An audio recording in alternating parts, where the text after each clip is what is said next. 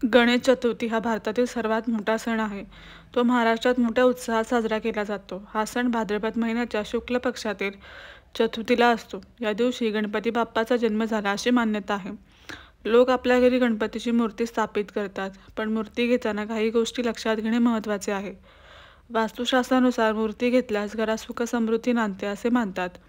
गणेश चतुर्थी सणाला खूप महत्त्व आहे. अनेक ठिकाणी मोठे मंडप उभारले जातात. तसेच गणेश चतुर्थीला भक्त आपल्या घरी गणपतीची मूर्ती आणून तिची स्थापना करतात व 1.5 दिवसाचा गणपतीपासून ते 10 दिवसाचा गणपतीपर्यंत हा उत्सव थाटामाटात साजरा केला जातो.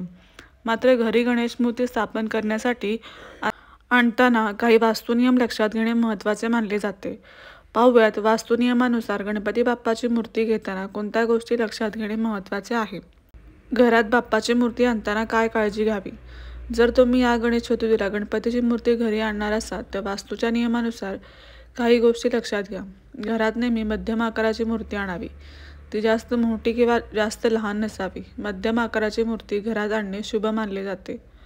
मोठ्या आकाराच्या मूर्ती मंडपात ठेवल्या जातात. गणपतीच्या सोंडेची दिशा महत्त्वाची. वास्तुशास्त्रानुसार गणपतीची मूर्ती घेताना त्याच्या सोंडेकडे विशेष लक्ष द्यावे. घरात वामवर्ती सोंड असलेली मूर्ती आणणे चांगले मानले जाते. म्हणजे ज्या मूर्तीमध्ये गणपतीची सोंड डाव्या बाजूला वळलेली आहे अशी मूर्ती घ्यावी. ही दिशा यश आणि समृद्धीची मानली जाते.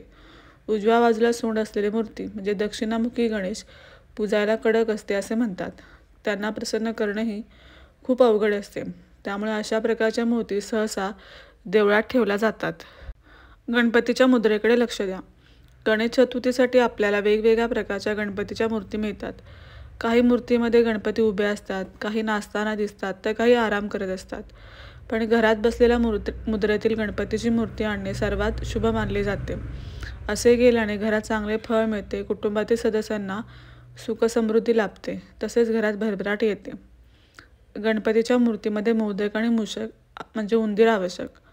गणपतीला मोदक खूप आवडतात आणि मूषक हे त्यांचे वाहन आहे. त्यामुळे गणपती बाप्पाची मूर्ती घेताना मूर्तीमध्ये मोदक आणि मूषक आहेत की नाही हे नक्की पहा. अशा प्रकारची मूर्ती घरात असणे शुभ मानले जाते. मूर्तीच्या रंगावर लक्ष द्या. गणपतीची मूर्ती घेताना रंगावरही लक्ष देणे गरजेचे आहे. वास्तुशास्त्रानुसार पांढऱ्या रंगाची मूर्ती घरात आणणे शुभ मानले जाते. यामुळे घरात सुख, शांती आणि समृद्धी टिकून राहते. यासोबतच तुम्ही सिंदुरी रंगाची मूर्तीसुद्धा आणू शकता. त्यामुळे आत्मविकास होतो, घरात सुख, शांती आणि समृद्धी टिकून राहते असे मानले जाते. गणपतीची मूर्ती कधी आणावी.